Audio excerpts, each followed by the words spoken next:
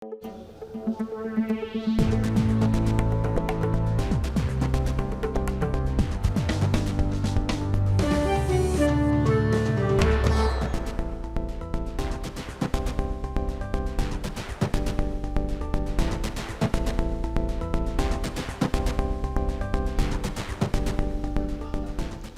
এখন জনপদে। পুরো আয়োজন জুড়ে সঙ্গে আছি আমি সুমাইয়া রাত্রি। আমদানিতে শুল্ক প্রত্যাহারের পরেও বাড়ছে চালের দাম। কর্পোরেট কোম্পানিকে দুষছেন ব্যবসায়ীরা। বাজারে সরবরাহ কমায় পাইকারি বাজারে কেজিতে বেড়েছে ৫ থেকে ৬ টাকা।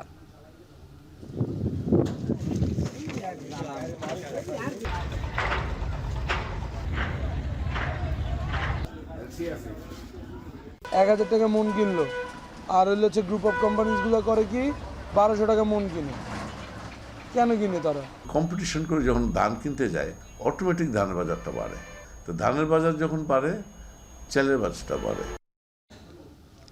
৫৬২ কোটি টাকায় মুহুরী সেচ ব্যবস্থাপনা উন্নয়ন প্রকল্প বাস্তবায়ন হলেও সুফল পাচ্ছে না ফেনীর কৃষকরা। প্রিপেড মিটার ব্যবস্থায় মূল্য পরিশোধ করায় বেড়েছে কৃষকের খরচ, তবে সদুত্তর দিতে পারেনি কর্তৃপক্ষ।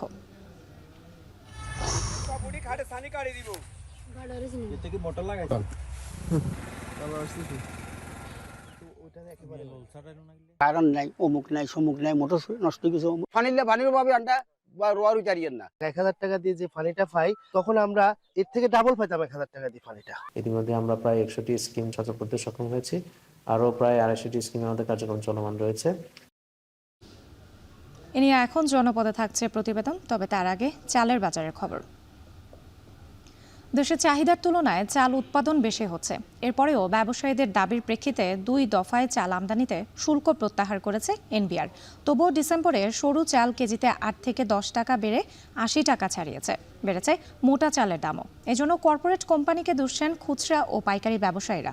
বিস্তারিত মাছার মাহবুবের প্রতিবেদনে। ক্ষমতা গ্রহণের পর বাজার নিয়ন্ত্রণে চাল আমদানিতে ২ দফা পুরোপুরি রাজস্ব ছাড় দিয়েছে অন্তর্বর্তী সরকার। এনবিআর বলছে এতে প্রতি কেজি আমদানিকৃত চাল থেকে ২৫ টাকা রাজস্ব হারাবে সরকার, যদিও এ ছাড়ে কোনো পরিবর্তন নেই বাজারে। গত ২৫ অক্টোবর ২০% শুল্ক কমিয়ে প্রতি কেজি চালে ১৪.৫ টাকা রাজস্ব ছাড় দেয় এনবিআর। এরপর ১ নভেম্বর সব ধরনের শুল্ক প্রত্যাহার করে দাম কমানো হয় আরও ৯.৫ টাকা। পরবর্তীতে ৪ নভেম্বর সরকারিভাবে ৫,৮৭,০০০ টন চাল আমদানির অনুমতি দেয় খাদ্য মন্ত্রণালয়। এ পরিমাণ চাল আমদানি হলে সরকারকে রাজস্ব হারাতে হবে ১,০০০ কোটি টাকার বেশি। তবে এরপরেও প্রতি কেজি চালের দাম বেড়েছে ৮ থেকে ১০ টাকা পর্যন্ত। রাজধানীর কাউরান বাজার ও মোহাম্মদপুর সহ বেশ কয়েকটি বাজার ঘুরে দেখা গেছে ডিসেম্বরের কয়েক সপ্তাহে প্রতি বস্তা সরু চালে দাম বেড়েছে ২০০ থেকে ২৫০ টাকা, যাতে খুচরা পর্যায়ে কেজিতে ৮ থেকে ১০ টাকা বেড়ে দাম ছাড়িয়েছে ৮০ টাকা। মোটা চালের দামও সর্বনিম্ন ৬০ টাকা। আমদানি না করলেও দাম নিয়ন্ত্রণ সম্ভব জানিয়ে খুচরা ব্যবসায়ীরা দায় দিচ্ছেন কর্পোরেট কোম্পানির ঘাড়ে। একজোট হয়ে ওরা সবাই এখন বৈশা দাম নির্ধারণ করে যে আমরা এই রেটে মাল ছাড়বো। ১,০০০ টাকা মন কিনলো, আর হচ্ছে গ্রুপ অফ কোম্পানিজগুলো করে কি ১২০০ টাকা মন কিনে। কেন কিনে তারা? তাদের হচ্ছে লিকুইডিটির অভাব নাই। বড় বড় কোম্পানিরা চাপ দিলে আর সরকার যদি চাল কিছু আমদানি করে অবশ্যই চালের দাম কমে দেবে। বিবিএস বলছে দেশে ৩.৫ কোটি টনের কিছু বেশি চাহিদার বিপরীতে চলতি বছর চালের উৎপাদন ৪ কোটি টন ছাড়িয়েছে। এর মধ্যে খাদ্য মন্ত্রণালয়ের তথ্যমতে বন্যায় ১১,০০০ টন নষ্ট হলেও উৎপাদন চাহিদার তুলনায় বেশি। এরপরেও বাজার নিয়ন্ত্রণে আমদানির অনুমোদন দিয়েছে সরকার। রাজধানীর গুদাম মালিকরা বলছেন ধানের দাম বৃদ্ধি আর কর্পোরেট কোম্পানিগুলোর প্রতিযোগিতায় ঊর্ধ্বমুখী চালের বাজার। অপরদিকে দেশের তুলনায় খরচ বেশি পড়ায় ভারতের চাল আমদানিতে আগ্রহী নন ব্যবসায়ীরা। তখন কম্পিটিশন করে যখন ধান কিনতে যায় অটোমেটিক ধানের বাজারটা বাড়ে। তো ধানের বাজার যখন বাড়ে চালের বাজারটা বাড়ে।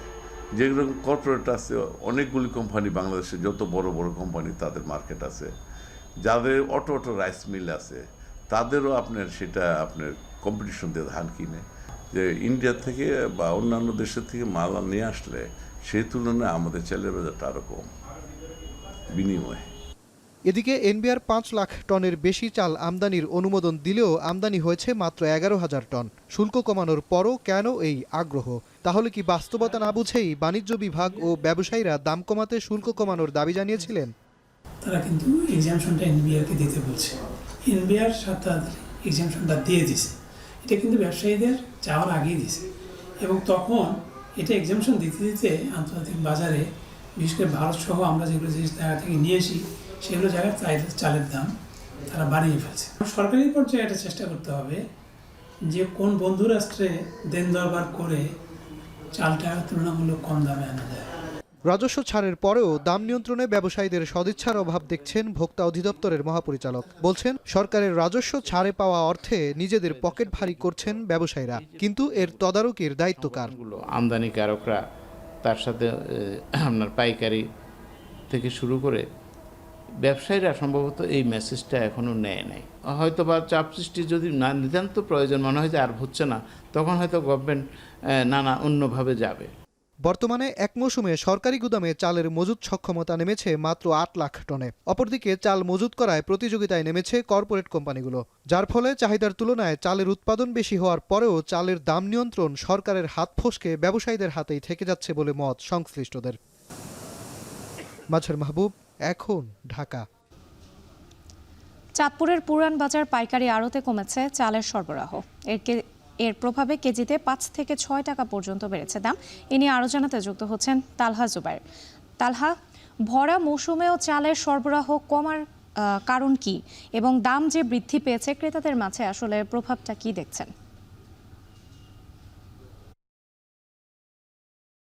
আমি আছি চাঁদপুরের পুরান বাজারে, যেখানে হচ্ছে গিয়ে উত্তরবঙ্গ সহ দেশের নানান জায়গা থেকে কিন্তু এই মোকামি করে কিন্তু চাল সরবরাহ হয়ে থাকে। আসলে আমি কথা বলেছিলাম যারা চাল কলের মালিক রয়েছেন কিংবা যারা পাইকারি দামে চাল বিক্রি করে থাকেন তাদের সাথে, তারা যেটা বলছেন যে গেল 20 থেকে 25 দিন যাবতই কিন্তু চাঁদপুরে চালের সরবরাহ কিছুটা কমেছে, এবং এর প্রভাবে কিন্তু প্রতিনিয়তই কিন্তু দাম বৃদ্ধি পাচ্ছে বলে তারা বলছেন। আসলে আজকের বাজারে যে মিনিকেট চাল রয়েছে তা কিন্তু বিক্রি করা হচ্ছে 74 থেকে 78 টাকা কেজি দরে পাইকারি হিসেবে। তা কিন্তু গেল সপ্তাহখানেক আগে কিন্তু বিক্রি করা হতো 70 থেকে 72 টাকা দরে। অর্থাৎ 25 কেজি ওজনের যে চাল রয়েছে তা কিন্তু এখন পাইকারি বাজারে বিক্রি করা হচ্ছে 1800 থেকে 1950 টাকা দরে, যা কিন্তু গেল এক সপ্তাহ আগেও কিন্তু 1750 থেকে 1800 টাকা ছিল। তাছাড়া নাজির শাহ যে চাল রয়েছে তাও কিন্তু বিক্রি করা হচ্ছে 25 কেজি ওজনের যে বস্তা তা কিন্তু বিক্রি করা হচ্ছে 2050 টাকা দরে, যা কিন্তু গেল এক সপ্তাহ কিংবা 10 দিন আগেও কিন্তু বিক্রি করা হচ্ছে 1950 টাকা দরে। প্রতিনিয়ত কিন্তু চালের দাম বৃদ্ধি পাচ্ছে। আমি আসলে কথা বলেছিলাম ব্যবসায়ীদের সাথে, তারা বলছেন যে উত্তরবঙ্গের দিনাজপুর সহ বিভিন্ন জায়গা থেকে যে চালের মোকাম রয়েছে সেখানে কিন্তু কৃষকদের কাছ থেকে কিন্তু মিল মালিকরা ধান কম পাচ্ছেন বলে কিন্তু তারা দাবি করছেন, যার ফলশ্রুতিতে চালের সরবরাহ কিন্তু কমেছে। যদিও এখন আমনের ভরা মৌসুমে এই সময়টাতে আসলে চালের দাম কিন্তু কম থাকার কথা ছিল, কিন্তু তা না হয়ে কিন্তু আসলে প্রকারান্তরে বৃদ্ধি পাচ্ছে বলে কিন্তু তারা বলছেন, এবং বলছেন যে আগামীতে ইরি ধানের চাল যখন সরবরাহ বাজারে বৃদ্ধি পাবে তখন কিন্তু দাম কিছুটা কমে আসতে পারে। তবে একটা বিষয় তারা বলছেন যে গুটি চাল অর্থাৎ মোটা যে চাল রয়েছে তা কিন্তু আগের দামে বিক্রি করা হচ্ছে, অর্থাৎ 49 থেকে 50 টাকা দরে, সেই জায়গায় কিন্তু প্রভাব পড়ে নেই। তবে দাম সর্বোপরি বৃদ্ধি হওয়ার কারণে কিন্তু জনসাধারণ কিছুটা ক্ষোভ প্রকাশ করছেন। তো রাত্রি এই ছিল আমার কাছে চাঁদপুর থেকে চাল বাজারের সবশেষ। চাঁদপুর থেকে যুক্ত ছিলেন তালহা জুবাইর, জানাচ্ছিলেন চালের বাজারের খবর। সাতক্ষীরায় প্রথমবার বিনা 17 জাতের পরীক্ষামূলক চাষে সফলতা মিলেছে। নতুন জাতের এই ধান আবাদে সার এবং পানি কম লাগছে, কাটাও যাচ্ছে আগে ভাগেই। উন্নত গুণগত সম্পন্ন ও খরা সহিষ্ণু হওয়ায় কৃষকের কাছে জনপ্রিয় হচ্ছে বিনা 17। সাতক্ষীরা থেকে আহসান রাজীবের প্রতিবেদন, ক্যামেরায় ছিলেন মাসুদ রানা। মাঠ জুড়ে দোল খাচ্ছে বিনা 17 জাতের ধান। চলতি বছর প্রথমবারের মতো পরীক্ষামূলকভাবে সাতক্ষীরা জেলার বেশ কিছু এলাকায় চাষ করা হয় এই ধান। বাংলাদেশ পরমাণু কৃষি গবেষণা ইনস্টিটিউটের উপকেন্দ্র সাতক্ষীরার পরিচালিত গবেষণা ও সম্প্রসারণের অংশ হিসেবে এসব ধানের চাষ হচ্ছে। তালা উপজেলার কুমিরা ইউনিয়নের দাঁতপুর গ্রামের কৃষকরা এবারই প্রথম চাষ করেছেন সুফলা এই জাতের ধান। চাষিরা বলছেন উঁচু জমিতে চাষ করা এই ফসলে সার ও সেচ প্রায় 30% কম লেগেছে। এছাড়া চাষ করার 115 দিন পরেই ঘরে তুলতে পারছেন তারা। একই সঙ্গে প্রতি একর জমিতে উৎপাদন হয়েছে 60 থেকে 65 মণ ধান, যা কৃষকের কাছ থেকে বীজ হিসেবে ক্রয় করছে বিনা। এই ধান চাষ করে আমি লাভবান, কেননা এলাও মানে এই জন্যই অল্প টাইমে এত ফলন আমরা আগে কখনো কল্পনাও করিনি। বিঘা প্রতি আমাদের 42 শতকের বিঘায় 30 থেকে 32 মণ ধান পাচ্ছি। খরচ দিতেছে অন্য অনুদানের থেকে 3 ভাগের 2 বা 1 ভাগ বাঁচে, সার কম লাগে, ইউরিয়া কম লাগে। সংশ্লিষ্ট বিজ্ঞানীরা বলছেন যৌথ গবেষণায় অনেকগুলো বৈশিষ্ট্যের সমন্বয়ে বিনা ধান 17 উদ্ভাবন করা হয়েছে। এটি স্বল্পমেয়াদী জাতের হওয়ায় ধান কাটার পর একই জমিতে রবি শস্য হিসেবে চাষ করা যায় সরিষা, মসুর ডাল, আলু। এতে বাড়তি ফসল উৎপাদনের পাশাপাশি আয় বাড়বে কৃষকদের। বিনা ধান 17 অনেক সুন্দর হয়েছে, ভালো ফলন হয়েছে। একইভাবে আমরা এই প্রকল্পের মাধ্যমে প্রায় 700 টন বীজ ক্রয় করব এবং এগুলো কৃষকের মাঝে বিনামূল্যে বিতরণ করার উদ্যোগ রয়েছে। কৃষকরা আসলেই ভালো ফলন পাচ্ছে, যেগুলো এই আর্থিক উন্নয়নের জন্য এই বিনা ধান 17 একটা গুরুত্বপূর্ণ ভূমিকা পালন করবে। এটা পানি কম লাগে, এটা সার কম লাগে, সময় কম লাগে, কিন্তু ফলন দেয় অত্যন্ত বেশি, অনেক বেশি। নতুন এই ধানের জাত খরা সহিষ্ণু হওয়ায় খুলনা, যশোর, সাতক্ষীরা অঞ্চলের উঁচু ও মাঝারি উঁচু জমিতে এই ধানের চাষ সম্ভব বলছেন বৈজ্ঞানিক কর্মকর্তারা। আহসান রাজীব, এখন সাতক্ষীরা। খুলনায় এখনও স্বাভাবিক হয়নি বোতলজাত সয়াবিন তেলের সরবরাহ। প্রায় সব দোকানে রয়েছে তেলের সংকট, বেড়েছে এলাচের দাম। এদিকে কক্সবাজারে সামুদ্রিক মাছের সরবরাহ অনেকটা স্বাভাবিক রয়েছে, অপরিবর্তিত রয়েছে অধিকাংশ মাছের দাম। বিস্তারিত জানাতে খুলনার বড়বাজার থেকে যুক্ত হয়েছেন রামিম চৌধুরী এবং কক্সবাজার মৎস্য অবতরণ কেন্দ্র থেকে যুক্ত হয়েছেন মন্তোষ বেদজ্ঞ। প্রথমে চলে যেতে চাই খুলনায় রামিমের কাছে। রামিম, আপনার কাছে জানতে চাই, এখনও যেহেতু স্বাভাবিক হয়নি বোতলজাত সয়াবিন তেলের সরবরাহ, সেই ক্ষেত্রে আসলে বাজারে দামের কোনো পরিবর্তন দেখতে পাচ্ছেন কিনা?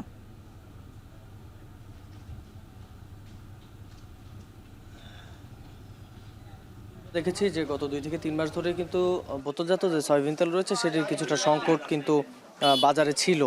তবে বর্তমানে সরবরাহ কিন্তু কিছুটা বেড়েছে। তবে চাহিদার তুলনায় যে পরিমাণ সরবরাহ থাকার দরকার সেই পরিমাণ কিন্তু এখনো পর্যন্ত বাজারে নেই বলে এখানকার ব্যবসায়ীরা আমাদেরকে জানিয়েছেন। মোটামুটি বড় বাজার কিন্তু এই অঞ্চলের সবথেকে বড় একটি বাজার এবং এই বাজার থেকে কিন্তু যে তেল বা অন্যান্য যে জিনিস রয়েছে সেগুলো কিন্তু দেশের বিভিন্ন প্রান্তে পাঠানো হয়। তবে এখানে ব্যবসায়ীরা যেটি বলছেন যে বোতলজাত সয়াবিন তেলের মূলত বেশ কিছু কোম্পানির এখানে ডিলার রয়েছে এবং তারা কিন্তু পর্যাপ্ত পরিমাণ মাল তারা দিতে পারছেন না, যার ফলে কিন্তু এই বোতলজাত সয়াবিন তেলের কিছুটা সংকট কিন্তু এখনো পর্যন্ত রয়ে গেছে। প্রতি লিটার বোতলজাত সয়াবিন তেল কিন্তু আজকের বিক্রি করা হচ্ছে কিন্তু 175 টাকা করে। এই বোতলজাত সয়াবিন তেলের যে সংকট তার ফলে কিন্তু যে খোলা সয়াবিন তেল রয়েছে সেই খোলা সয়াবিন তেলে কিন্তু কিছুটা বিক্রি বেড়েছে এবং খোলা সয়াবিন তেল প্রতি কেজি কিন্তু আজকে বিক্রি করা হচ্ছে 182 টাকা পর্যন্ত। এর পাশাপাশি বাজারে যে আমদানিকৃত যে মশলাগুলো রয়েছে সেগুলোর কিন্তু প্রায় সব কিছুরই দাম বেড়েছে। সবথেকে বেশি দাম বেড়েছে কিন্তু এলাচের, বিশেষ করে 2000 টাকা পর্যন্ত প্রতি কেজিতে বেড়েছে বলে এখানকার ব্যবসায়ীরা কিন্তু আমাদেরকে জানিয়েছেন। তো এখানকার ব্যবসায়ীরা যেটি বলছেন যে মূলত আমদানিকৃত যে মশলাগুলো রয়েছে সেই মশলার কিন্তু যে দাম সেটি কিন্তু প্রায় সবগুলোতেই বেড়েছে এবং এই দাম বাড়ানোর মূল কারণ হচ্ছে যে এই আমদানিকৃত যে মশলাগুলো সেগুলো আমদানি কিন্তু অনেকটাই কম রয়েছে এবং আমদানি কম থাকার কারণে কিন্তু এর যে দাম সেটি কিন্তু নিয়ন্ত্রণের বাইরে চলে গিয়েছে। তো এ ছিল আমার কাছে খুলনা থেকে বাজার দরের সবশেষ খবর রাত্রি। এবার যেতে চাই মন্তোষের কাছে, কক্সবাজারে। মন্তোষ, আপনার কাছে জানতে চাই, আপনার পেছনে দেখতে পাচ্ছি বিভিন্ন নৌকায় মাছ সরবরাহ করছে। এই মাছ যে সরবরাহ করছে, দেশীয় মাছের সরবরাহটা আসলে কেমন এবং দাম কেমন যাচ্ছে? রাত্রি, আমরা যে জায়গাটিতে আছি এটি মূলত কক্সবাজারের সবচেয়ে বড় পাইকারি মাছ বাজার, কক্সবাজার মৎস্য অবতরণ কেন্দ্র। এখানে মূলত সামুদ্রিক মাছের সরবরাহটাই এখানে আছে এবং এখানে বঙ্গোপসাগর থেকে যে আহরিত মাছ সেই মাছ কিন্তু এই ঘাটে নিয়ে আসা হয় এবং কক্সবাজারের জেলেরা 5000-এর এখানে 5000-এর বেশি নিবন্ধিত নৌকা আছে। এইসব জেলে নৌকায় করে যারা মাছ ধরেন মূলত তার 70 ভাগই এই অবতরণ কেন্দ্রে নিয়ে আসা হয় এবং এখানে যে মাছগুলো খালাস করা হয় সেগুলো পরবর্তীতে জেলার বিভিন্ন বাজারে যায় এবং দেশের নানা স্থানেও যায়। কক্সবাজার থেকে এসব মাছ যায় চট্টগ্রাম, ঢাকা সহ বিভিন্ন স্থানে। আমরা এখানে আজকের যে এখানে মূলত ইলিশের একটি ব্যাপক চাহিদা কক্সবাজারের ইলিশের দেশব্যাপী রয়েছে এবং কক্সবাজার জেলার মানুষও কিন্তু এই ইলিশের জেলার মানুষের কাছেও কিন্তু এই ইলিশের চাহিদা রয়েছে এবং আজকে এখানে ইলিশের যে বাজার দর সেটি 1 কেজির বেশি ওজনের যে ইলিশ সেটি আজকে এখানে পাইকারি বাজারে বিক্রি হচ্ছে 1700 থেকে 1800 টাকা এবং খুচরা বাজারে গিয়ে সেটি বিক্রি হচ্ছে 1800 থেকে 1900 টাকা বা তারও কিছু বেশি দামে এবং 700 থেকে 800 গ্রাম ওজনের যে ইলিশ সেটি এখানে পাইকারিতে 1100 থেকে 1200 টাকা এবং খুচরায় 1200 থেকে 1500 টাকা পর্যন্ত এটি বিক্রি হচ্ছে এবং অন্যান্য যে মাছ বিশেষ করে সুরমা বিক্রি হচ্ছে 280 থেকে 300 টাকা দরে। এই ধরনের সব মাছেরই আসলে এখানে সরবরাহ স্বাভাবিক রয়েছে, তবে দামটা নিয়ে ক্রেতাদের মধ্যে একটা ক্ষোভ আছে যেহেতু বাড়তি মাছ আছে কিন্তু সেই অনুসারে দামটা আসলে কমছে না, সেই কারণে ক্রেতাদের মধ্যে ক্ষোভ রয়েছে। তবে ব্যবসায়ীরা জ্বালানি তেলের দাম বৃদ্ধি, মাঝে মধ্যে জলদস্যুতার শিকার হওয়া এবং জেলে শ্রমিকের খরচ বৃদ্ধি এইসব বিষয়গুলো কিন্তু বলছিলেন। রাত্রি এই ছিল আমার কাছে সবশেষ। বাজার দরের খবর জানাতে কক্সবাজার এবং খুলনা থেকে যুক্ত ছিলেন সহকর্মীরা। ফেনীতে 562 কোটি টাকা ব্যয়ে মুহুরী সেচ ব্যবস্থাপনা উন্নয়ন প্রকল্প বাস্তবায়ন হলেও সুফল পাচ্ছে না কৃষক।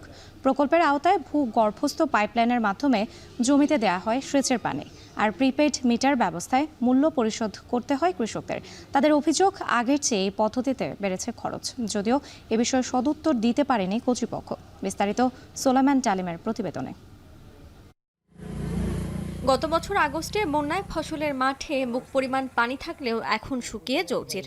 পানির অভাবে ফসল আবাদ করতে পারছেন না কৃষক। শীতের এমন দুরবস্থা নিরসনে এডিবির 562 কোটি 69 লাখ টাকা অর্থায়নে বিগত সরকার বাস্তবায়ন করেছিল মুহুরী সেচ ব্যবস্থাপনা উন্নয়ন প্রকল্প।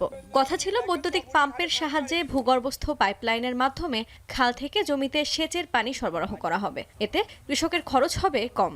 কিন্তু মাঠে গিয়ে দেখা যায় উল্টো চিত্র। অবকাঠামোর অস্তিত্ব ঠিক থাকলেও পানির সরবরাহের অধিকাংশ পাম্প বসানো পয়েন্ট অকেজো। কোথাও নেই বৈদ্যুতিক ট্রান্সমিটার, আবার কোথাও নেই মিটার। কারণ নাই, অমুক নাই, সমুক নাই, মোটর নষ্ট কিছু এরকম নানা রকম ইয়া করিয়া আমরা ঠিক মতো পানিটা দেয় না। পানিলে পানির পাবে আনটা বা রোয়ার উচারিয়েন না, যে সারাদের বাধা খাইলে পানি দিবে চাইবে, এটাতে বিরক্তজনক, এই কারণে মানুষ যাইতেছে না। যদি চালু করে দে সবাই রোয়ার হইয়া। স্থানীয় কৃষকদের অভিযোগ, এই প্রকল্পে হয়েছে সাগর চুরি। কৃষকের স্বার্থের কথা বললেও হয়েছে উল্টো। তেলের পাম্পে সেচ দিলে যে খরচ হতো প্রিপেইড মিটার ব্যবস্থায় খরচ তার চেয়ে বেশি। 1000 টাকা দিয়ে যে পানিটা পাই তখন আমরা এর থেকে ডাবল পাইতাম 1000 টাকা দিয়ে পানিটা। তো আমাদেরকে এত হাজার কোটি টাকা খরচ করে সরকার দিল, এটা আমাদের কি প্রয়োজন আসতেছে? কোনো কাজে আসতেছে না আমাদের। পানি ব্যবস্থাপনা ফেডারেশন বলছে কৃষক এই প্রকল্পের সুফল পাচ্ছে না। 800-র অধিক পাম্পের বেশিরভাগ অকেজো। কৃষি কর্মকর্তারা বলছেন দ্রুত সেচ ব্যবস্থা সচল করতে না পারলে প্রভাব পড়বে আবাদে। 200-250 পাম্প হয়েছে কিনা, যা হয়েছে এখনো পর্যন্ত সচল না, সবগুলো সচল না। মোটামুটি কৃষক এর থেকে অদ্যাবধি কোনো বেনিফিট পাচ্ছে না। সবগুলো এরিয়াতে বীজ বিতরণ করেছি এবং কৃষক আগ্রহী ধান লাগানোর জন্য, কিন্তু যথাসময়ে সেচের ব্যবস্থা হচ্ছে না, এই জন্য বিষয়টা অনিশ্চয়তার মধ্যে পড়ে গেছে। পানি উন্নয়ন বোর্ড বলছে চলতি বছরের আগস্ট সহ কয়েক দফার বন্যায় ব্যাপক ক্ষতির সম্মুখীন হয়েছে প্রকল্পটি। পুনরায় যন্ত্রপাতি মেরামত করে সেচের আওতায় আনার কাজ চলছে। মাঠ পর্যায়ে আমাদের মেরামত কার্যক্রম চলমান রয়েছে। ইতিমধ্যে আমরা প্রায় 100টি স্কিমটি সচল করতে সক্ষম হয়েছি। আরও প্রায় 250টি স্কিমে আমাদের কার্যক্রম চলমান রয়েছে। আমরা খুব দ্রুত আমাদের কার্যক্রম শেষ করার চেষ্টা করছি। 2015-16 অর্থ বছরে ফেনীতে মুহুরী সেচ ব্যবস্থাপনা উন্নয়ন প্রকল্পের কাজ শুরু হয়, শেষ হয় 2024-এর জুনে। ফেনীর 5টি উপজেলা ও চট্টগ্রামের মিরসরাই উপজেলার 18,000 হেক্টর জমিতে সেচ দেওয়ার লক্ষ্যমাত্রা ছিল। 534 কিলোমিটার দৈর্ঘ্যের ভূগর্ভস্থ পাইপলাইনের মাত্র 130টি পাম্প বসানোর পয়েন্ট চালু রয়েছে। এখন ফেনী। গত 6 মাস ধরে আমদানি শূন্য ব্রাহ্মণবাড়িয়ার আখাউড়া স্থলবন্দর। ভারতের সঙ্গে কূটনৈতিক টানাপোড়েনে কমেছে রপ্তানিও। এ নিয়ে বিস্তারিত জানাতে আখাউড়া স্থলবন্দর থেকে যুক্ত হয়েছেন আজিজুল সঞ্চয়। সঞ্চয়, আখাউড়া স্থলবন্দর দীর্ঘদিন ধরে আমদানি শূন্য থাকার কারণ কি, এবং এই বন্দর দিয়ে রপ্তানি আসলে কতটা কমেছে?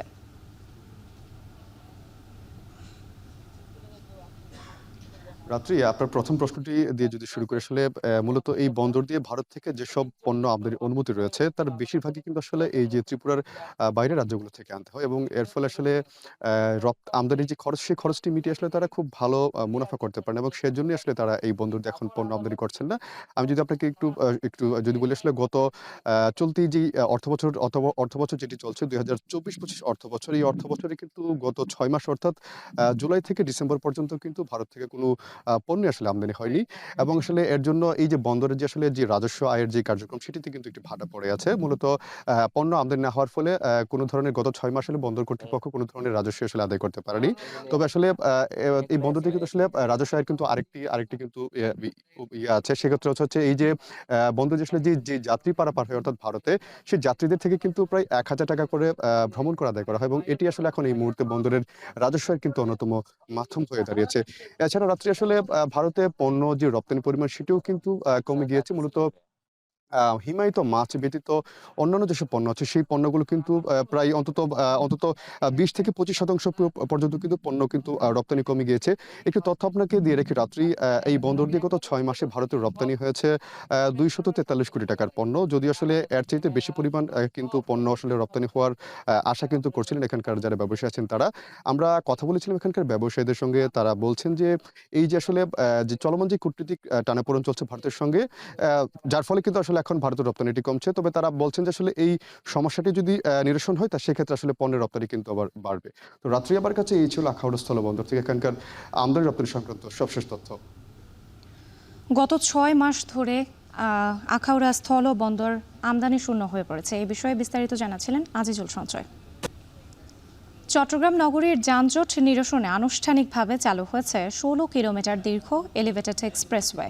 তবে প্রত্যাশা অনুযায়ী যানবাহন চলাচল না করায় উঠেছে এক্সপ্রেসওয়ের পরিচালনা ব্যয়ও উঠছে না। আরও জানাতে যুক্ত হচ্ছেন কাজী মাহফুজ, প্রতিদিন কি পরিমাণ যানবাহন চলাচল করছে আর এতে কত টাকা টোল আদায় হচ্ছে জানাবেন।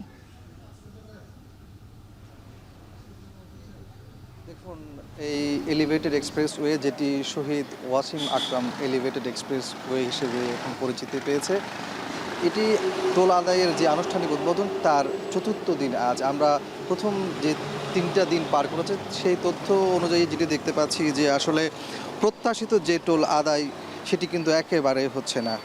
আমরা দেখছি যে গতকালকের যদি তথ্য দিয়ে রাখি, সেক্ষেত্রে দেখতে পাচ্ছি পুরো দিনেই 6,000 থেকে 6,500-এর কাছাকাছি যান চলাচল করেছে, যেখানে আসলে আশা করা হয়েছিল যে চট্টগ্রামের পতেঙ্গা অংশ থেকে এই 16 কিলোমিটার দীর্ঘ যেটি শেষ হয়েছে শহরের মূল অংশ, বিশেষ করে জিসি ঠিক আগেই, সেই অংশে প্রতিদিন যানবাহন চলাচলের কথা সমীক্ষায় ধরা হয়েছিল 80,000-এর কাছাকাছি, এবং পরবর্তীতে আসলে যে 15টি র্যাম নির্মাণ করার কথা ছিল সেখান থেকে সরে এসে 6টি কমিয়ে 9টিতে করা হয়, এবং সেই 9টির সমীক্ষা বলেছিল যে প্রতিদিন 60,000 যান চলাচল করবে, কিন্তু সেটির একদম বলা যায় 10 ভাগের 1 ভাগ যান চলাচল করছে। এতে করে আমরা দেখতে পাচ্ছি যে এই এলিভেটেড এক্সপ্রেসওয়ের যে পরিচালন ব্যয়, বিশেষ করে বিদ্যুৎ থেকে শুরু করে রক্ষণাবেক্ষণ এবং কর্মকর্তাদের যে খরচ, তার যে খরচ সেটিও উঠছে না। এই অবস্থায় আসলে সরকার থেকে কিন্তু এই এলিভেটেড এক্সপ্রেসওয়ে নির্মাণের জন্য 524 কোটি টাকা ঋণ নিয়েছে সিডিএ। সেই ঋণ পরিশোধ করতে পারবে কিনা সেটি কিন্তু এখন সন্দেহ তৈরি হয়েছে। এমন অবস্থায় আসলে যে 9টি র্যাম্প তৈরি করার কথা ছিল সেগুলো যেন দ্রুত তৈরি করে যানবাহন চলাচলকে আরও বাড়ানো হয়, এমনটি বলছেন নগর বিশেষজ্ঞরা। তো এই ছিল আমার কাছে চট্টগ্রামের এলিভেটেড এক্সপ্রেসওয়ে টোল আদায়ের সবশেষ তথ্য। চট্টগ্রাম থেকে যুক্ত ছিলেন সহকর্মী কাজী মাহফুজ। পৌষে শীতের প্রকোপে বাড়ছে রোগবালাই, আক্রান্তদের মধ্যে অধিকাংশই শিশু। বিস্তারিত জানাতে সাতক্ষীরা সদর হাসপাতাল থেকে যুক্ত হয়েছেন আহসান রাজীব, হাসপাতালগুলোতে রোগীর চাপ কেমন দেখছেন? চিকিৎসা নিতে এসে রোগীদের কোনো দুর্ভোগ পোহাতে হচ্ছে কিনা জানাবেন। রাত্রে হঠাৎ করেই ঠান্ডার প্রকোপ বাড়ায় সাতক্ষীরার যে সমস্ত গ্রাম অঞ্চল রয়েছে এই সমস্ত গ্রাম অঞ্চল থেকে প্রচুর রোগীরা কিন্তু এখন সাতক্ষীরা সদর হাসপাতাল, সাতক্ষীরা মেডিকেল কলেজ হাসপাতাল, সাতক্ষীরা শিশু হাসপাতাল এই 3টি হাসপাতালে মূলত তারা বেশি ভিড় করছেন। মূলত গ্রাম অঞ্চলগুলোতে চিকিৎসক না থাকায় তারা এই শহরের যে হাসপাতালগুলো রয়েছে এখানে মূলত ভিড় করছেন। এখানকার হাসপাতালগুলো ঘুরে আমরা যেটি দেখেছি, এখানকার সদর হাসপাতালে এখন 35 শয্যা যে শিশু বেড রয়েছে সেটির বিপরীতে এখন এখানে রোগী ভর্তি রয়েছে প্রায় 45 জন। একই সাথে এখানকার যে ডায়রিয়া ওয়ার্ড রয়েছে, ডায়রিয়া ওয়ার্ডে মাত্র 5টি বেড রয়েছে, সেখানে রোগী ভর্তি রয়েছে এখন 35 জনের মতো। একই সাথে সাতক্ষীরা শিশু হাসপাতালে ভর্তি রয়েছে 40 জন রোগী, সাতক্ষীরা মেডিকেল কলেজ হাসপাতালে 40 জনের অধিক রোগী সেখানে ভর্তি রয়েছে বলে আমরা প্রাথমিকভাবে তথ্য পেয়েছি। এবং এখানে যেটি সবচেয়ে বড় বিষয় যে গ্রাম অঞ্চল থেকে যে রোগীরা এখানে আসছেন তারা যেটি অভিযোগ করছেন যে আসলে সদর হাসপাতালে বা মেডিকেল কলেজ হাসপাতালে এসেও তারা চিকিৎসকের দেখা পাচ্ছেন না, এখানে চিকিৎসক সংকট রয়েছে, যে কারণেই মূলত অনেকটা হিমশিম খেতে হচ্ছে চিকিৎসা পেতে। তারপরও তারা যেহেতু একটু উন্নত চিকিৎসার জন্য গ্রাম থেকে এই শহরে এসেছেন, তারা মূলত চাচ্ছেন যে এখানে ভালো চিকিৎসা সেবাটা তারা পান। কিন্তু এখানে মূলত সমস্যা, সবচেয়ে বেশি বড় সমস্যা এটি চিকিৎসক সংকট রয়েছে। চিকিৎসক সংকটের কারণেই এই সমস্যাটি হচ্ছে। একই সাথে এখানকার যে সমস্ত ওষুধগুলো দেওয়া হয় হাসপাতাল থেকে সেগুলোরও সংকট রয়েছে। মূলত এই সমস্ত কারণেই সমস্যার সৃষ্টি হচ্ছে বলে আমাদেরকে রোগীর স্বজনরা জানিয়েছেন। সব মিলিয়ে ছিল আমার কাছে সাতক্ষীরা থেকে সবশেষ তথ্য। সাতক্ষীরায় বেড়েছে ঠান্ডাজনিত রোগের সংখ্যা। এ নিয়ে বিস্তারিত জানাতে সাতক্ষীরার সদর হাসপাতাল থেকে যুক্ত ছিলেন আহসান রাজীব। রাজশাহী বিশ্ববিদ্যালয়ের ভর্তি পরীক্ষায় প্রতিষ্ঠানটির শিক্ষক, কর্মকর্তা ও কর্মচারীদের সন্তানদের ভর্তি সুবিধার দাবিতে মানববন্ধন কর্মসূচি পালন করছে রাবি অফিসার সমিতি। বিস্তারিত জানাতে বিশ্ববিদ্যালয়ের সিনেট ভবনের সামনে থেকে যুক্ত হয়েছেন মাসুমা আক্তার।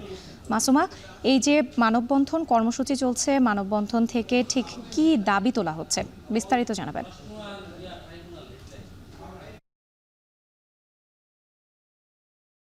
রাজশাহী বিশ্ববিদ্যালয়ের আসলে যে প্রথম বর্ষ স্নাতক শ্রেণীর যে ভর্তি পরীক্ষা, সেখানে সেই বিশ্ববিদ্যালয়ের যারা কর্মকর্তা কর্মচারী সন্তান রয়েছেন তাদের যে প্রাতিষ্ঠানিক সুবিধা আসলে সেটির দাবিতে, এবং বলা যায় যে গত বৃহস্পতিবার আসলে আন্দোলনের মুখে এই যে তাদের সন্তানদের ভর্তির ক্ষেত্রে যে কোটা সেটি বাতিলের প্রতিবাদেই মূলত আজকে কিন্তু এই মানববন্ধনের কর্মসূচি পালন করছেন রাজশাহী বিশ্ববিদ্যালয়ের কর্মকর্তা, সহায়ক কর্মচারী, সাধারণ কর্মচারী, এছাড়া পরিবহন টেকনিক্যাল কর্মচারী সমিতি। তারাও কিন্তু একাত্মতা ঘোষণা করে আজকের এই মানববন্ধন কিন্তু অংশ নিয়েছেন। তারা যে দাবিটি করছেন, তারা বলছেন যে সারা দেশব্যাপী আসলে বিভিন্ন বড় বড় যে শিক্ষা প্রতিষ্ঠানগুলো রয়েছে, সরকারি অন্যান্য যে প্রতিষ্ঠান এবং স্বায়ত্তশাসিত যে প্রতিষ্ঠানগুলো রয়েছে, সেগুলোতে কিন্তু সেই সকল প্রতিষ্ঠানের কর্মকর্তা কর্মচারীদের সন্তানদের জন্য আসলে প্রাতিষ্ঠানিক যে সুবিধাটি থাকে সেই সুবিধাগুলো তারা পাচ্ছেন। এবং সেক্ষেত্রে কিন্তু দীর্ঘদিন ধরে রাজশাহী বিশ্ববিদ্যালয়ের কর্মকর্তা কর্মচারী এবং শিক্ষক যারা রয়েছেন তাদের সন্তানরাও কিন্তু এই সুবিধাটি আসলে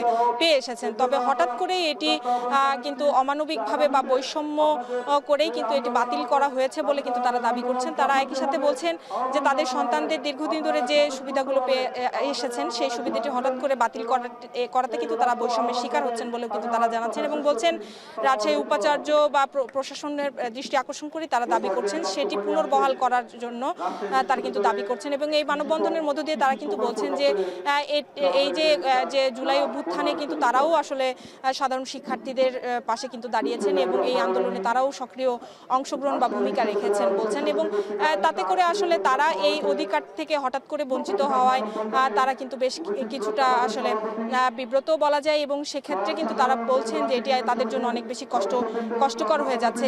তাতে করে আসলে তাদের সন্তানদের যে প্রাতিষ্ঠানিক শিক্ষায় তারা কিন্তু কোনোভাবে আসলে এটিকে কোটা বলছেন না। তারা বলছেন যে এটি তারা কর্মচারী কর্মকর্তা যারা রয়েছেন তাদের এটি অধিকার, যেহেতু তারা দীর্ঘদিন ধরে এই প্রতিষ্ঠানটিতে তাদের শ্রম মেধার দিয়ে যাচ্ছেন এবং কাজ করে যাচ্ছেন। এতে করে এই প্রতিষ্ঠানে তাদের অবদান রয়েছে এবং সেই অবদানের বলা যায় একটি অংশ হিসেবে বা এই সামান্য সুবিধাটুকু কিন্তু তারা চাচ্ছেন যেন তাদের ভবিষ্যৎ প্রজন্ম বা তাদের যে সন্তান সন্ততি রয়েছেন তারা যেন অবশ্যই এই সুবিধাটি বিগত সময়ের মতোই পেতে পারেন, সেটির যে ব্যবস্থা এই যেটি সেটি কিন্তু তারা দাবি করছেন এবং বলছেন যে এই সুবিধাটি আবারও পুনর্বহাল করা হোক, তাতে করে অন্তত তাদের যে সুযোগ সুবিধা সেটি অন্তত তারা সন্তানরা পাবেন। এই ছিল আমার কাছে রাজশাহী বিশ্ববিদ্যালয়ের থেকে শিক্ষক কর্মকর্তা কর্মচারীদের যে দাবি আদায়ের মানববন্ধন সেখান থেকে সর্বশেষ। রাজশাহী বিশ্ববিদ্যালয়ে মানববন্ধন কর্মসূচি পালন করছেন রাবি অফিসার সমিতি। এ নিয়ে বিস্তারিত জানাতে যুক্ত ছিলেন মাসুমা আক্তার। মাগুরার বুরুলিয়া বিল ঘিরে গড়ে উঠেছে বেশ কিছু হাঁসের খামার। প্রাকৃতিক খাবারে হাঁস পালনে লাভজনক হয় এই পেশায় আকৃষ্ট হচ্ছেন অনেকেই। পুরুষের পাশাপাশি নারী ও শিক্ষিত তরুণরাও হাঁস পালন করে নিজেদের ভাগ্য বদলাচ্ছেন। অন্যদিকে মাগুরায় একমাত্র হাঁস প্রজনন খামারটি 2 যুগ ধরে গুনছে লোকসান। বিশ্বজিৎ বাপির প্রতিবেদন। আমুরিয়া গ্রামের মান্নান ও আশবা গ্রামের ইন্দ্রজিৎ শুরু করেন প্রাকৃতিক উপায়ে হাঁস পালন। শুরুতে কয়েকটি হাঁস নিয়ে খামারের যাত্রা শুরু করলেও এখন রয়েছে প্রায় 1000 ক্যাম্পেল হাঁস। বিলের প্রাকৃতিক খাবারে প্রতিদিন তারা 6 থেকে 700 ডিম সংগ্রহ করেন, যার বাজার মূল্য 12 থেকে 15,000 টাকা। এক যুগ আগে এখানকার মাঠঘাট বছরের বেশিরভাগ সময় পানির নিচে থাকায় এই এলাকার মানুষকে দারিদ্র্যের সঙ্গে লড়াই করতে হতো। মান্নান ও ইন্দ্রজিতের সফলতা দেখে দারিদ্রতা কাটানোর লক্ষ্যে আশেপাশের আশবা, বড়ইচারা, আমুরিয়া, হাটবাড়ি সহ 8 থেকে 10টি গ্রামের মানুষের ভাগ্য পরিবর্তন ঘটেছে এই হাঁস পালন করে। আসলে বিলি ছেড়ে দিয়ে দেখলাম যে কত সুন্দর হয়। তা ধরেন যে 10 দিন পরের থেকে ডিম শুরু হয়েছে, তারপরে একটা একটা করে বাড়াতে এখন আমাদের আছে 2 বন্ধুর 800 হাঁস। যদি আমরা হাঁসটা আমাদের এলাকায় মাগুরা বা ঝিনাইদহ সমস্ত জায়গায় যদি খামার থাকতো বা হাঁসের বাচ্চা পাওয়া যেত, তাহলে তো আর আমাদের দাম কমে কিনলে আমরা ডিমটাও কমে বেচতে পারতাম। এখন আমাদের অনেক টাকা কিনা পড়ে যায়, এখন তো আমরা ডিমের দাম কমে বেচতে পারি না, বেচতে তো আমাদের কিছু থাকে না। কাকাকে দেখে আমিও চিন্তা করছি যে ভবিষ্যতে আমি একটা ব্যবসা করবো, হাঁসের ব্যবসা। এনাদের থেকে আমি শিখছি অনেক কিছুই। ভোরবেলা এসে হাঁস ছেড়ে দিয়ে যায়, সন্ধ্যের সময় এসে নিয়ে যায়, এতে আমার অনেক লাভ হয়। বিলের শামুক, ঝিনুক সহ প্রাকৃতিক খাবারে হাঁস পালন করে লাভ হওয়ায় এলাকার আশেপাশের গ্রামের প্রায় প্রতিটি বাড়িতেই এখন হাঁসের খামার গড়ে উঠেছে। ভোরে গ্রামের মহিলারা ও শিশুরা হাঁস নিয়ে বিলে যান আর সন্ধ্যায় তাদের ফিরিয়ে আনেন। এভাবে কাজের ফাঁকে মহিলারা সংসারের আয় বাড়াচ্ছেন আর শিক্ষার্থীরা নিজেদের খরচ চালাচ্ছেন। লেখাপড়ার পাশাপাশি বাবার খামারেও বাবার সাথে সাহায্য করি। এই বুরুলবিল থেকে মাগুরা নিয়ে ডিম বেচি, চাহিদাও ভালো এবং টাকাও ভালো। তবে এই সাফল্যের বিপরীতে জেলার একমাত্র আঞ্চলিক হাঁস প্রজনন খামারের অবস্থা খুবই করুণ। 2002 সালে কোটি টাকায় নির্মিত খামারটি 2 যুগ ধরে লোকসান গুনছে। অধিকাংশ সময় প্রধান ফটকে তালা লাগানো থাকে। 50 লাখ টাকায় নির্মিত ইনকিউবেটর থাকলেও 20 বছরের কাঙ্ক্ষিত উৎপাদন হয়নি। স্থানীয় খামারিরা জানান, প্রজনন কেন্দ্র থেকে হাঁসের বাচ্চা পাওয়া না গেলে লোকসানে পড়বে ভবিষ্যতে বিলের খামারগুলো। যে ডিমটা, সে ডিমটা তো অরিজিনাল ডিম, তাতে বাচ্চারা খাচ্ছে, নিজেরাও খাচ্ছি, খাইয়ে তো পুষ্টি দিকতে ভালো হয়ে আসছে। এখন ওই খামার দেখে আমার ইচ্ছা জাগিছে আমার হাঁসের খামার করব, আর মনে আবার খামার দেখে আরো 4-5টা খামার অলরেডি এই গ্রামে হয়ে গেছে। প্রজনন কেন্দ্রের জটিলতা দূর করতে এবং হাঁসের খামারিদের সহযোগিতা নিশ্চিত করতে কাজ করা হচ্ছে বলে জানান প্রাণী সম্পদ বিভাগের এই কর্মকর্তা। তারা যে 8 মাস হাঁস পালন করে, বাকি 4 মাস তাদেরকে ওই ধরনের কাজ থাকে না। তবে যেহেতু তারা আমাদের প্রশিক্ষণ প্রাপ্ত, তারা বিভিন্ন ব্যাংকের সাথে যোগাযোগ করলে আমরা তাদেরকে লোন দেওয়ার জন্য অফিস থেকে একটা সুপারিশনামা দিয়ে দেব। জেলা প্রাণী সম্পদ অফিসের তথ্য অনুযায়ী মাগুরায় 50টিরও বেশি হাঁসের খামারে প্রায় 40 থেকে 50 হাজার হাঁস পালন করা হয়। প্রতিদিন হাঁসের ডিম বিক্রি করে আসে 4 থেকে 5 লাখ টাকা। এখন মাগুরা। জামালপুরে সরিষা ফুলের হলুদ রঙে ভরে উঠেছে দিগন্ত জোড়া ফসলের মাঠ। মৌমাছির দল গুনগুন শব্দে মধু সংগ্রহ করে জমাচ্ছে মৌবাক্সে, যেখান থেকে মধু সংগ্রহ করছেন মৌচাষীরা। বিস্তারিত জানাচ্ছেন জুয়েল রানা। দীর্ঘ 12 বছর ধরে মধু আহরণ করেন মোহাম্মদ শফিকুর ইসলাম বাবুল। বছরের 6 মাসই মৌবাক্স নিয়ে দেশের এক প্রান্ত থেকে অন্য প্রান্তে ছুটে বেড়ান। মাত্র 4টি মৌবাক্স দিয়ে শুরু করা বাবুলের খামারে এখন রয়েছে 150টি বাক্স। চলতি মৌসুমে সব খরচ বাদ দিয়ে 7 থেকে 8 লাখ টাকা লাভের আশা তার। বক্স বর্তমানে আছে 150, তাই পুরা বাক্স কালেকশন করতে পারি নাই, তো আমরা অর্ধেক বাক্সের মতো কালেকশন করছি। তো আমাদের আল্লাহর রহমতে প্রায় 4 মনের উপরে মধু হয়েছে। সরিষা ক্ষেতের পাশে শত শত মৌবাক্স স্থাপন করে বিশেষ পদ্ধতিতে মধু সংগ্রহে ব্যস্ত মৌচাষীরা। সংগৃহীত মধু স্থানীয়রা কেনেন 300 থেকে 400 টাকা কেজি দরে, আর বড় কোম্পানিগুলো পাইকারিতে কেনে 300 টাকা দরে। বক্সগুলা খুলে বক্সের থেকে ফ্রেমগুলা বের করে মাছি সরায়ে ওইটা নিয়ে ওই মেশিনে দেই, দিয়ে ওইখান থেকে বাতাসের মাধ্যমে মধুটা বের হয়ে যায়। হাতের স্পর্শ ছাড়াই মধুটা আমরা হারভেস্টিং করতে পারি। আমরা এখান থেকে বিভিন্ন দেশের বিভিন্ন জায়গায় যেখানে ফুল পাই সেই জায়গায় চলে যাই, আমরা মধুর ওই বক্সগুলো নিয়ে গিয়ে সেখান থেকে আমরা মধু আহরণ করি। বাজার মূল্য এখন আমরা 400 টাকা কেজি বিক্রি করতেছি, পাইকারি 12,000 টাকা পর্যন্ত বিক্রি হচ্ছে, কম বেশি এখন, তবে এরপরে মধুর রেট কমে যায়। সরিষা চাষিরা বলছেন সার, বীজ, কীটনাশক, শ্রমিক মজুরি সহ কৃষি উপকরণের দাম বৃদ্ধিতে উৎপাদন খরচও বেড়েছে প্রায় দ্বিগুণ। ভালো দাম পেলে তবেই লাভবান হওয়ার আশা তাদের। খরচ হয় অনেক, যদি মানে সার আগে সারের দাম আসছিল কম, এখন সারের দামটা বেশি। বীজ মনে করেন আগে হয়তো দেওয়ার লাগে নাই, সরিষা ক্ষেত্রে বৃষ্টি দেওয়ার লাগে নাই, এখন 2 থেকে 3 বার করে বীজ দেওয়ার লাগে। ডোবা জমিন তো পানি মনে করেন সব সময় থাকে, কার্তিক আগুন মাসে পানি ছাড়ে, সরিষা বুনি 5-7 হাজার টাকা খরচ হয় 1 বিঘাতে। আমাদের সার্ভিস দিতে কষ্ট হয়ে যায়, কারণ এখন যে সার্ভিস দেওয়া হয় এই সার্ভিসে মনে হয় এই ফসলে লাভ তুলতে পারবো না। এবছর সরিষার আবাদ হয়েছে লক্ষ্যমাত্রার চেয়ে বেশি। পাশাপাশি মৌচাষিরা মধু সংগ্রহ করতে গিয়ে যাতে কোনো সমস্যায় না পড়ে সে লক্ষ্যে স্থানীয় উপজেলা প্রশাসনের সাথে সমন্বয় করে কাজ করছে স্থানীয় কৃষি বিভাগ। এবছর জামালপুর জেলায় সরিষা আবাদের লক্ষ্যমাত্রা ছিল 46,285 হেক্টর, অর্জিত হয়েছে 41,550 হেক্টর। গত বছরের তুলনায় আবাদ বৃদ্ধি পেয়েছে 385 হেক্টর। কৃষি বিভাগের সকল স্তরের কর্মকর্তাগণ মাঠে কৃষকদের পাশে থেকে প্রয়োজনীয় পরামর্শ প্রদান করে যাচ্ছেন। জামালপুরের সরিষা মাঠে স্থাপন করা হয়েছে 7,820টি মৌবাক্স, যা থেকে এখনো পর্যন্ত সংগৃহীত মধুর পরিমাণ 12 মেট্রিক টন। এখন জামালপুর।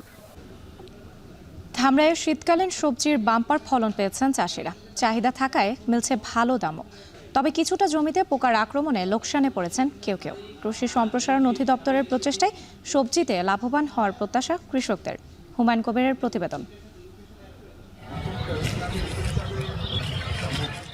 বিস্তীর্ণ সবুজের মাঝে উকি দিচ্ছে বেগুনি ফুল, তার মাঝে থোকায় থোকায় ঝুলছে শিম, আর এগুলো বস্তায় বন্দি করতে ব্যস্ত সময় পার করছেন ধামরাইয়ের কৃষকরা। একই চিত্র বেগুন, চিচিঙ্গা, মিষ্টি কুমড়া ও ফুলকপির ক্ষেতে। এবার ধামরাইয়ের প্রায় 2,500 হেক্টর জমিতে আবাদ করা হয়েছে এসব সবজি। চাষিরা জানান প্রতিদিনই মাঠ থেকে এই ফসল তোলে স্থানীয় বাজারের পাশাপাশি পাঠানো হচ্ছে ঢাকা, গাজীপুর, মানিকগঞ্জ সহ দেশের বিভিন্ন জায়গায়। চাহিদা থাকায় ভালো দামও পাচ্ছেন তারা। এই বছর কপি হওয়ার ইচ্ছা ছিল না, মানে বৃষ্টির নিগে, কিন্তু পরে আল্লাহ দিল খুব কপি হয়েছে। কপি 80 থেকে 50 পর্যন্ত বেশি শেষ দিবেন। আমি ধুন্দলমতি ভালো ফলন হয়েছে আর কি, আমি এখন ভালো খুশি রাখতে আমার। ভাম্পার ফলন হয়েছে, আমরা কৃষকরা অনেক লাভবান হচ্ছি এবং অনেক টাকা দামে বিক্রি করতে পারতেছি। এদিকে কোনো কোনো জমিতে দেখা দিয়েছে বিভিন্ন পোকার আক্রমণ, ফলে ক্ষতিগ্রস্ত হওয়ার শঙ্কা কৃষকদের। পানি দিছি, সার দিয়ে বেনেছি, অনেক খাটনি খাট পানছি, কত সার দিবেনছি, বীজ দিবেনছি, পানিও দিলাম, তা তো কিচ্ছু কয় না। বিষমুক্ত সবজি চাষ ও চাহিদা মেটাতে বছর জুড়েই সবজি চাষে কৃষকদের উদ্বুদ্ধ করা হচ্ছে বলে জানায় কৃষি অধিদপ্তর। কিছু কিছু জায়গায় আমাদের খুবই নগণ্য কিছু জায়গায় আবার পোকার আক্রমণ হয়েছিল, সেগুলো আমরা তাৎক্ষণিক কৃষকদেরকে পরামর্শ দিয়েছি যেন ওই জমিটাতে ওই সবজিটা চাষ না করে অন্য সবজি আগামী বছর ওনারা চাষ করবেন এবং আরেকটু সময় পরিবর্তন করে আগাম চাষাবাদটা করবেন। সাম্প্রতিক বছরগুলোতে মিশ্র পদ্ধতিতে একই সঙ্গে একাধিক সবজি চাষেও ঝুঁকছে কৃষকরা, ফলে বছর জুড়েই শাকসবজি সরবরাহের অন্যতম উৎস হয়ে উঠেছে এ অঞ্চল। হুমায়ুন কবির, এখন ধামরাই। গুমের মামলায় শেখ হাসিনা সহ 11 জনের বিরুদ্ধে গ্রেপ্তারি পরোয়ানা জারি করেছেন আন্তর্জাতিক অপরাধ ট্রাইব্যুনাল। এ নিয়ে ব্রিফ চলছে, সরাসরি চলে যাচ্ছে সেখানে।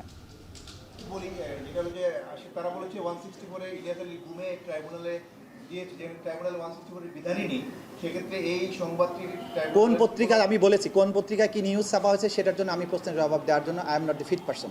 আমি এই বিষয়ে মন্তব্য করছি না। অন্য কোনো প্রশ্ন থাকলে 2025 সালের মধ্যে কি শেখ হাসিনার সম্পূর্ণ বিচার করা সম্ভব? আমরা বলেছি 2025 সাল হবে বিচারের বছর। দ্যাট ডাজ নট মিন যে সবকিছু 2025 সালে সমাপ্ত হয়ে যাবে। আমরা প্রসিকিউশনের পক্ষ থেকে কোনো মামলার সুনির্দিষ্ট সময়রেখা ঘোষণা করতে পারি না। আমরা যেটা পারি, আশাবাদ ব্যক্ত করতে পারি, আমাদের তদন্ত সংস্থা দিনরাত কাজ করছেন, আমাদের প্রসিকিউশন দিনরাত কাজ করছেন, জাতি বিচারের জন্য অপেক্ষা করছে, কিন্তু বিচারের অপেক্ষার জন্য আমাদের উপরে কোনো চাপ নেই। আপনাদেরকে খুব ক্লিয়ার করে বলি যে আমাদের উপরে কোনো চাপ নেই, আমরা স্বাধীন এবং নিরপেক্ষভাবে কাজ করছি। এই বিচারটাকে সুষ্ঠু করার জন্য যতদিন সময় প্রয়োজন ততটুকুই সময় নিব, একদিনও বেশি নেওয়া হবে না। তবে আপনাদেরকে আগেও যেটা বলেছি যে আমরা চাই সম্ভাব্য দ্রুততম সময়ের মধ্যে এই সীমাহীন যে বর্বর অপরাধ সেগুলোর বিচার সমাপ্ত হোক। 2025 সাল আমাদের টার্গেট। তার মানে এই নয় যে সমস্ত আইন ভঙ্গ করে একটা নির্দিষ্ট সময়ের মধ্যে আমরা জোর করে একটা কিছু করবো, তা নয়। নিরপেক্ষ সুষ্ঠুভাবেই হবে, কিন্তু একদিনও ডিলে করা হবে না, এটা আপনাদেরকে আমরা বলতে পারি। আজকে যে অর্ডারটা দিয়েছে এটা কয়টা অভিযোগের ভিত্তিতে? অভিযোগ আমাদের কাছে তো অনেক একসাথে অভিযোগ করেছেন এসেছে, সব? সবগুলোকে একসাথে করে মোটা দাগে আমরা একটা মামলা আজকে দায়ের করেছি।